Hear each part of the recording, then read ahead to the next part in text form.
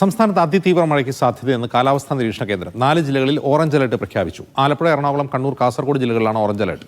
ബാക്കി ജില്ലകളിൽ യെല്ലോ അലർട്ടാണ്.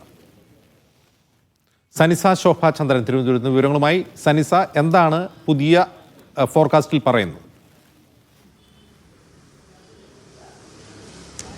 അജിംസ്, 4 ജില്ലകളിലാണ് ഇപ്പോൾ ഓറഞ്ച് അലർട്ട് പ്രഖ്യാപിച്ചിരിക്കുന്നത്. എറണാകുളം, ആലപ്പുഴ, കണ്ണൂർ, കാസർഗോഡ് ജില്ലകളിൽ ഓറഞ്ച് അലർട്ടും മറ്റ് ജില്ലകളിൽ യെല്ലോ അലർട്ട് നിലനിൽക്കുകയാണ് ചെയ്യുന്നത്. വരുന്ന 24 മണിക്കൂറിൽ 11 സെന്റിമീറ്റർ മഴ ലഭിക്കാനുള്ള സാധ്യതയും മുന്നറിയിപ്പിൽ പറയുന്നുണ്ട്. അതുപോലെ തന്നെ കഴിഞ്ഞ ദിവസങ്ങളിൽ മുൻ ദിവസങ്ങളിൽ ലഭിച്ച മഴയുടെ ഒരു കണക്കുകൾ കൂടി പരിശോധിച്ചാണ് ഈ ജില്ലകളിൽ ഇപ്പോൾ ഓറഞ്ച് അലർട്ട് പ്രഖ്യാപിച്ചിരിക്കുന്നത്. കൂടാതെ തന്നെ ബംഗാൾ ഉൾക്കടലിൽ രൂപപ്പെട്ട അതിതീവ്ര ന്യൂനമർദ്ദത്തിന്റെ ശക്തി കുറഞ്ഞതോടെ വരും ദിവസങ്ങളിൽ മഴയുടെ തീവ്രത കുറയാനുള്ള സാധ്യതയുണ്ടെന്നും മുന്നറിയിപ്പിൽ പറയുന്നുണ്ട്. അതുപോലെ തന്നെ കേരള കർണാടക തീരത്ത് നാളെ വരെയും ലക്ഷദ്വീപ് തീരങ്ങളിൽ 3-ാം തീയതി വരെയുമാണ് മത്സ്യബന്ധനത്തിനുള്ള വിലക്ക് ഏർപ്പെടുത്തിയിരിക്കുന്നത്. ഈ ബംഗാൾ ഉൾക്കടലിലെ ന്യൂനമർദ്ദത്തിന്റെ ശക്തി കുറഞ്ഞെങ്കിൽ പോലും അറബിക്കടലിൽ രൂപപ്പെട്ട ന്യൂനമർദ്ദവും ശക്തമായി വീശുന്ന പടിഞ്ഞാറൻ കാറ്റും തൽസ്ഥിതി തുടരുകയാണ്. അതുകൊണ്ട് തന്നെ കേരള തീരത്ത് കടലാക്രമണത്തിനും അതുപോലെ തന്നെ തിരമാല ഉയരാനുമുള്ള സാധ്യതയുണ്ട്.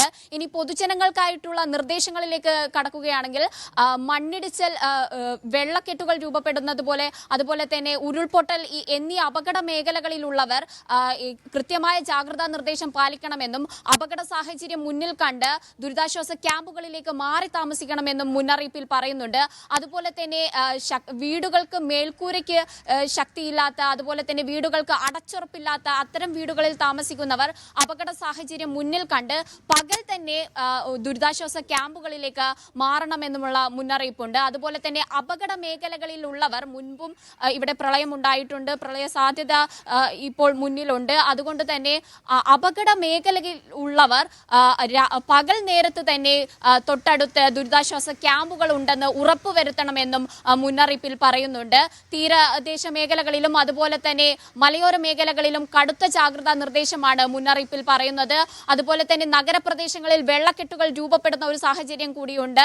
ഗതാഗതം പലയിടങ്ങളിലും മരം വീണും വെള്ളക്കെട്ടുകൾ രൂപപ്പെട്ടും തടസ്സപ്പെടുന്നുണ്ട്. ട്രെയിൻ ഗതാഗതവും പലയിടങ്ങളിലും ഇന്നലെ രാത്രിയൊക്കെ തടസ്സപ്പെട്ടിരുന്നു. ഇത്തരം സാഹചര്യങ്ങളൊക്കെ മുൻനിർത്തി ജാഗ്രതാ നിർദ്ദേശങ്ങളെല്ലാം പാലിക്കണമെന്നുള്ള നിർദ്ദേശമാണ് മുന്നറിയിപ്പിൽ പറയുന്നത്. വിവരങ്ങൾ നൽകിയത്.